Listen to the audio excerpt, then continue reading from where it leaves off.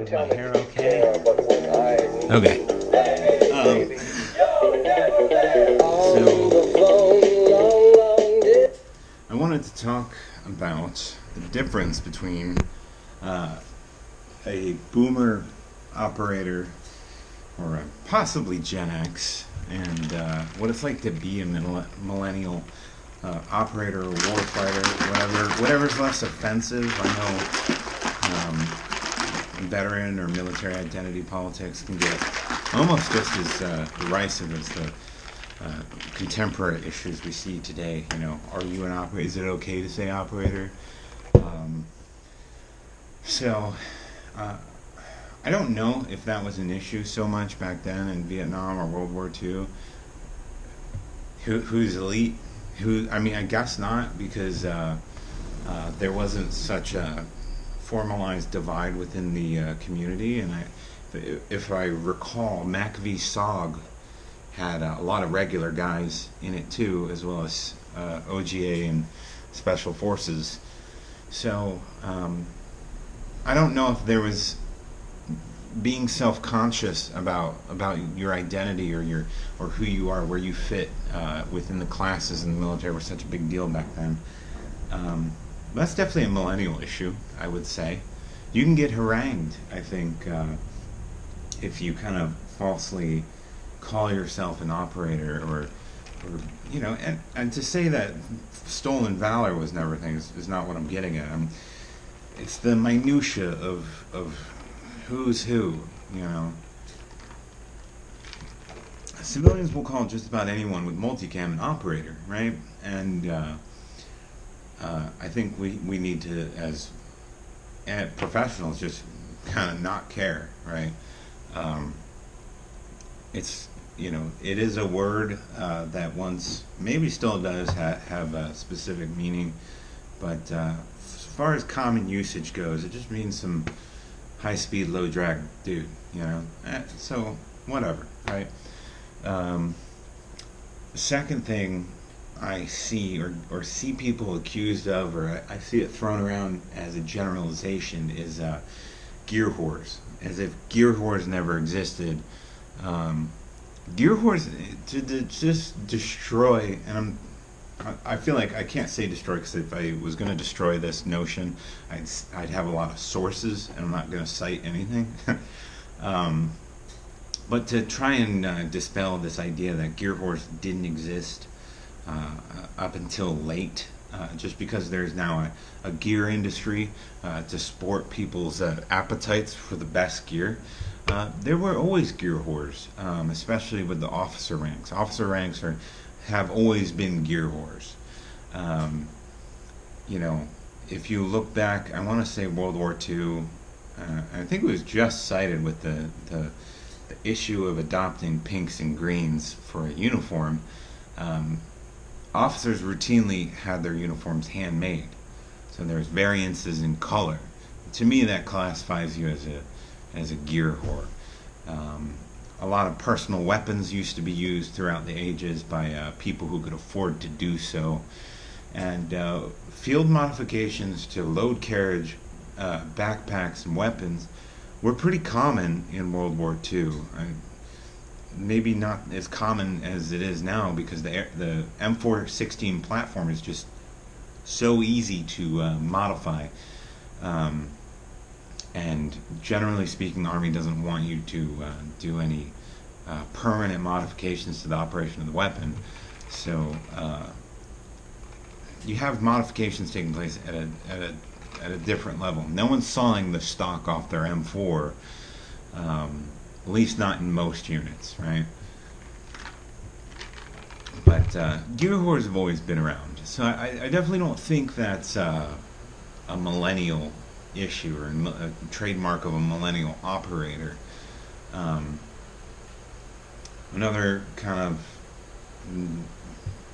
derisive comment I hear from some of the older generation is our lack of awareness for security, especially with ELANT, SIGINT, due to our addiction to social media. And granted, the addiction to social media is a new thing. but if you get wrapped around the extraneous details, it's going to seem unique to millennials. Um, People have always been addicted to social interaction, to fibbing, embellishing, or leaking in some way of information. And if you lead a secretive life, if you're part of the 1%, less than 1% that have NDAs with three-letter agencies, you work or have worked on different task forces for counter-terror, counter-drug, or whatever, counterinsurgency. You can't talk to most people about shit, and so the idea of telling secrets, even if they don't make sense or if they're half truths, there is a certain pleasure in revealing them. But I don't think that's unique to being a millennial. Uh, Millennials have a better grasp on technology than boomers or Gen X. So while they're more involved with technology, they're also more aware and cognizant of the risks. Whereas boomer would set his password to password 123. Generally speaking, millennials will have better passwords. So. To give a specific example, John Podesta and Tony, I don't think his email got hacked. I want to put it in parentheses, hacked, because the fucking retard had a super simple password, and he was using a Gmail account for very sensitive political dealings, and it wasn't encrypted. He didn't use a more privacy-oriented email. He just used Gmail. And he used a kindergarten level password. And to me, this is indicative of the older generation's approach to technology. It's ambivalence and apprehension at best, right? So while they will, kind of reject technology, they can't reject it in totality. So what they think brings them security is actually just leaving them vulnerable, because they're not fully accepting it, so they're not utilizing it in the most safest of manners. So, and obviously I'm making sweeping generalizations here, so there's always going to be an exception to the rule. There's always going to be a dumbass millennial or a really smart person from the older generation. What it's like to be on the range with millennials or doing tactical exercise or room clearing, it's pretty funny. I've always enjoyed my interactions with soldiers and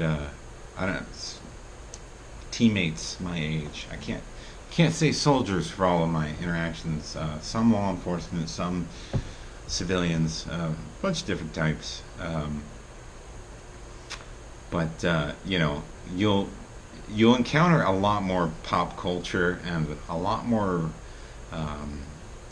actions that would traditionally make the older generation feel vulnerable or embarrassed, and it makes bonding pretty easy, when you're you're mimicking hentai noises, yeah, nani, and just being really retarded, and not having a sort of pretension that requires you to act hyper masculine or behave a certain way.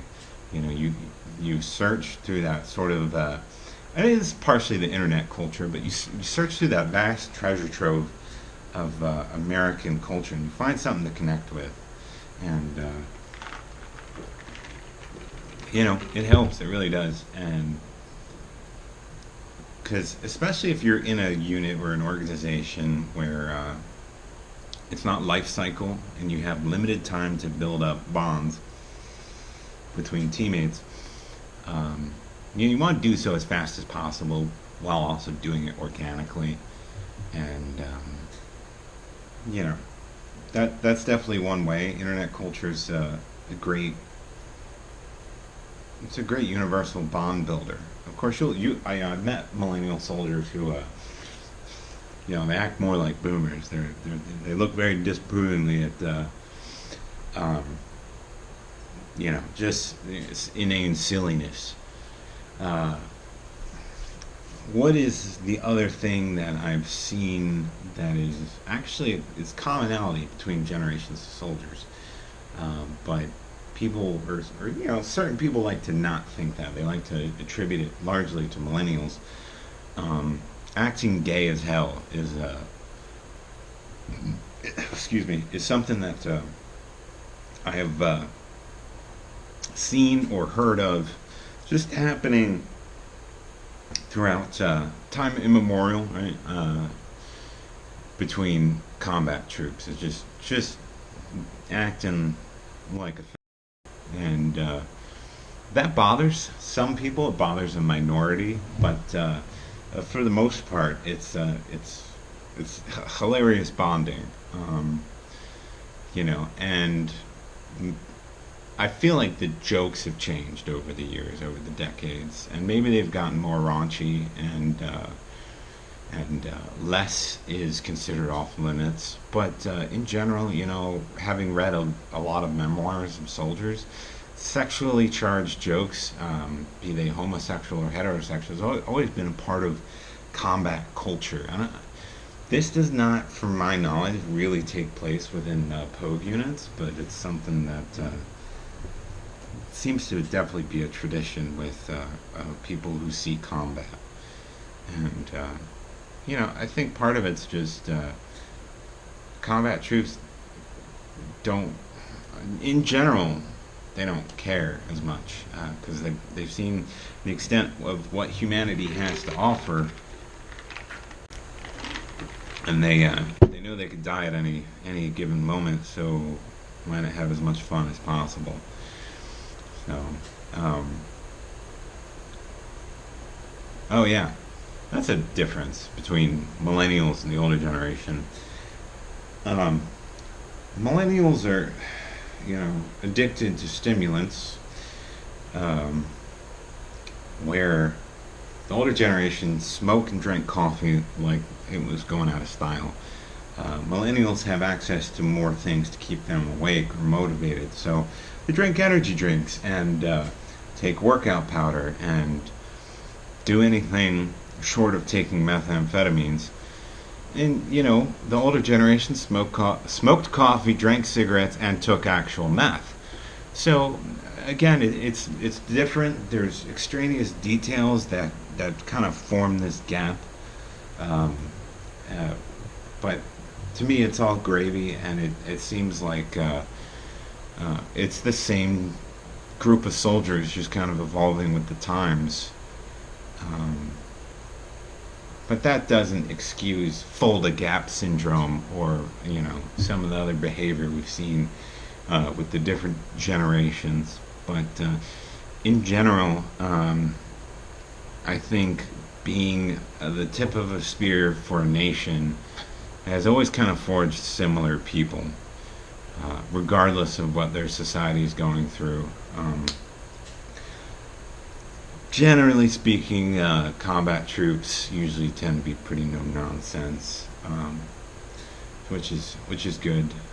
So anyway, that is some similarities and some differences as a millennial, and from what I've seen working with people from Gen X and interacting with boomers, some differences, some commonalities. Overall a fun time, and I recommend anyone to invest their entire youth and physical well-being into war and counterterrorism, because it's funny, and making anime faces while holding Mark 18 is some good memories that you want to have. So yeah, enjoy that.